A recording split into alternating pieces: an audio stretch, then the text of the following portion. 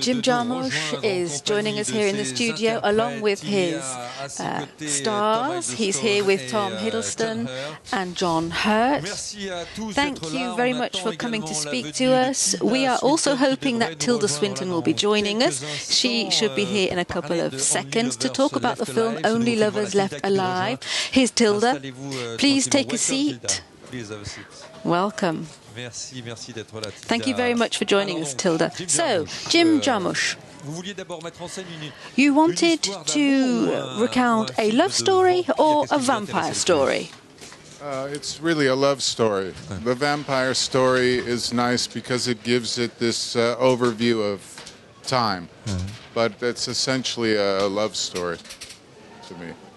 Une histoire d'amour An eternal love story because they are vampires? Possibly, if they're careful. Tout à fait. Comment vous les voyez justement ces vampires? How do you see these vampires? Are they cultivated elite who live above the masses of merchants? Your vampires, your own vampires. Well, they are they're very sophisticated, but they're still intact with their kind of animal senses. So yes, they're very, very knowledgeable, very wise, very educated, very sophisticated, a little bit snobby as well, as one might if one had this much knowledge. But and they're a little wild, so yeah, they're contradictory. They're all those things, I guess. Ça peut être une métaphore de l'artiste aujourd'hui. It's perhaps a metaphor of the artist today. Oh, those are your words, not mine. I don't know about that. Maybe for just human beings. Oui, oui, vous êtes des vampires, je suis un être humain. Donc You're vampires, I'm a human being. TILDA, how did you see your character, or Tom and TILDA? TILDA, first of all. Well, we are lovers. We are long lovers, and we are living long lives. And you know, just because you're different from someone doesn't mean you can't love them. They're very, very different, but they are a unit, and it's work having a long love over a long life. And I think we see the work of love and the kind of project of love in their life. Tom? Well, Adam and Eve have been around for a while, and they are very educated and well-read and literate in all things musical and scientific and natural. But more than anything, they are curious creatures who accept each other.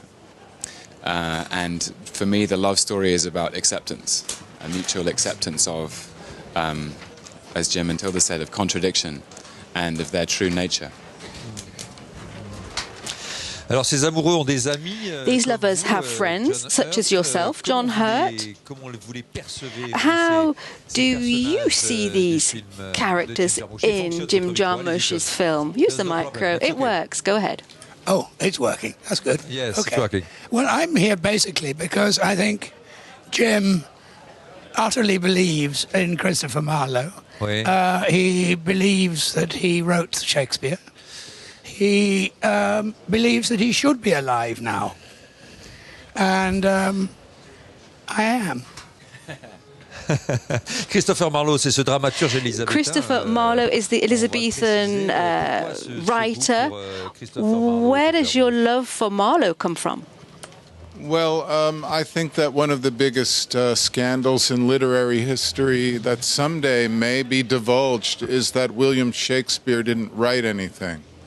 And there are a lot of us so-called anti-Stratfordians that don't believe this. They included Orson Welles and Sigmund Freud and Ralph Waldo Emerson and and John Hurt. John Gielgud. And now John Hurt as well. But so there are different theories of who wrote these things. One of them is very possible. It's possible that Christopher Marlowe's death was faked, his murder. But there's a lot of research showing this. But really, this idea of Shakespeare, it's not really important who wrote these beautiful things, but I think it's very interesting that they are assigned to someone that quite possibly was illiterate, William Shakespeare.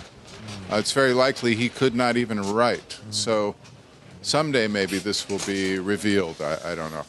Maybe never. Today. Maybe today. C'est le jour de la révélation sur la vérité. Yes, perhaps today is the day that the truth about Shakespeare is revealed.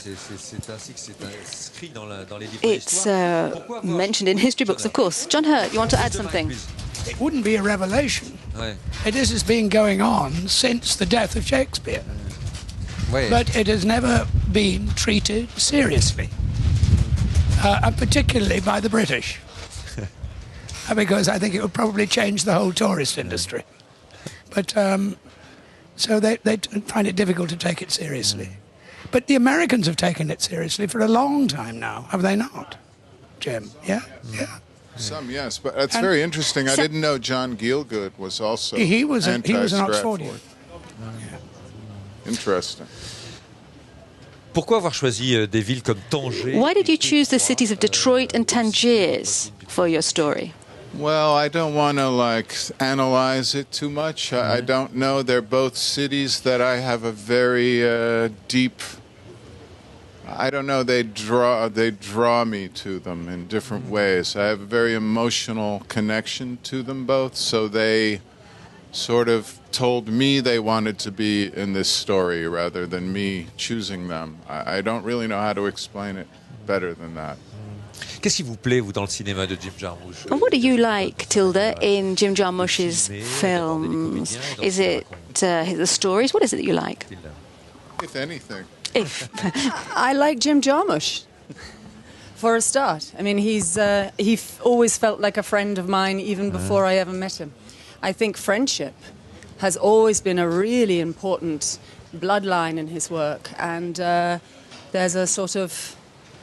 there's something about the nocturnal landscape which is so often there, this thing of humans glinting in the dark that I've always loved. It's always felt very familiar and very sort of a sensibility that I felt is very sort of sympathetic for me. But mainly, I love him. I think he is really, it's such an honor always to work with him, but to be in a love story by Jim, it's at last. Jim made a real love story about love, and it feels to me like he's always made love stories, but finally, I'm so proud to be able to be in it.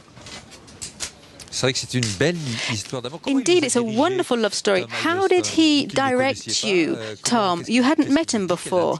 How did he guide you before you played this role? Well, the first time I met Jim, we met for a cup of tea in Soho in Manhattan. And it was a late November afternoon. And he said he didn't want me to read the script just yet, but he described Adam as like Hamlet, as might once have been played by Syd Barrett. And it made me laugh. And Jim says, from that day to this, that's when he knew we were on. But more than anything, what I love about Jim's films and what I was so thrilled about working with him is there is so much wisdom and joy and curiosity and learning in him, which he's very modest about. And just living alongside his view on the world was humbling for me, because I've seen less and I know less. But and the same with TILDA. These are great cinematic artists for me. So it was a pleasure and an honor from start to finish. And I found Jim's direction very, very refined, and restrained. Raffiné. And strange. Strange. I'm so honored to hear what they say. I don't know what to say. It's my honor to work with TILDA and Tom and John. I can't believe I had this wonderful chance, you know. So to hear them say these things, I'm getting really embarrassed. I'm going to leave. Je ne sais pas si vous avez Je ne sais pas si vous avez quelque chose d'inventé. I don't know if there's anything of the vampire in you. You're like Dorian Gray, because year after year I come back and you never change. You're an eternal young man, and your films have that eternal youth about them also. What's your secret? I just wanted to say that I was thinking if we make Jim blush, maybe his hair will go pink.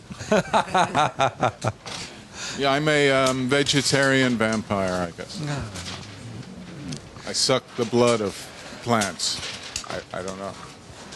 Ah, c'est peut-être ça le secret. Merci So beaucoup. that's your secret. Thank you very much, Jim, for coming in and for all the humour in the film and all of the different quotes which people will be living on. Thank you, Tilda, Tom, John. Thank you so much for coming in.